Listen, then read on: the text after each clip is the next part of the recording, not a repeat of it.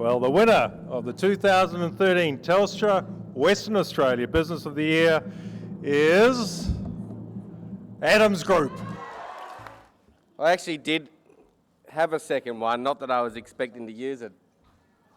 Thank you, Kim.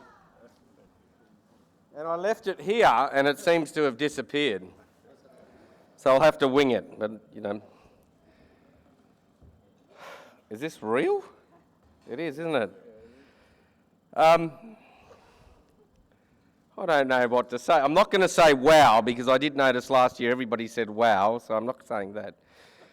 Ladies and gentlemen, thank you. It is obviously an extraordinary honour to be standing here now. What award did we win? I've forgotten, Cameron. What's that? Business of the Year. The Business of the Year. Look, it's it's quite an extraordinary... You can imagine, you can appreciate my situation. It's quite... I'll have to stick it up a bit, I'm very tall. You can imagine it's quite an extraordinary thing to win this award, and as I said, I did have another speech prepared, but it seems to have disappeared. Before I gave you the story, my story, I'd like to give you the story of Adams. For some of you, you may have seen our buses driving around the city. They're blue. Pretty good idea to paint them blue because they're different to white and everything else is white. So that was a good idea. Look, in 2005, we built our first bus. Still quite extraordinary that I'm standing here. In 2005, we bought our first bus, and we sort of grew from there, from acquisitions. It was the end of the Asian financial crisis, for any of you that were old enough to remember that, in 1999. Thank you, Mark.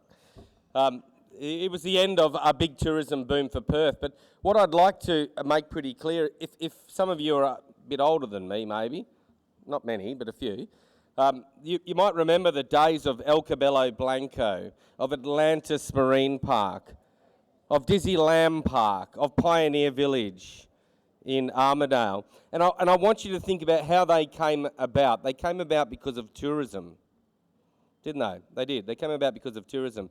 And we have all this end of the mining boom. Are we going to collapse? Is WA going to die? No, it's not. But I want to use this audience to express my feelings about tourism. And obviously with Kim... Oh, he's gone. Where is he? Not even here. Oh, there he is. I thought he'd left. To the ex-Minister for Tourism, and obviously our Premier, Mr. Barnett now, who is our new Minister for Tourism. I'd like to use this speech to help people acknowledge the benefits of tourism to Western Australia. And I sincerely hope... I'm very upset you're gone, Kim, by the way. Hope people are filming this. We can replay that. Look, I'd need people to understand the benefits of tourism to our society, to us West Australians that live here. The benefits of tourism are phenomenal for our kids, for even us to have fun. We need tourism. So please, Mr. Barnett, invest in tourism and help tourism thrive in West Australia.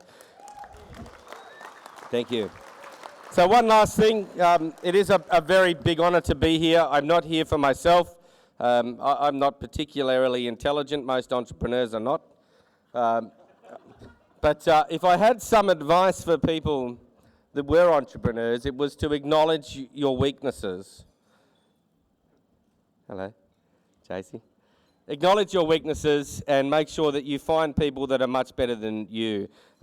I would like to acknowledge my General Manager for Tourism, Chad D'Souza, and my Financial Controller. I call him Dutchy. His name's Saki, but I call him Dutchy. Listen, thank you, everybody. It is a great honour to win this award. I really appreciate everything. Thank you.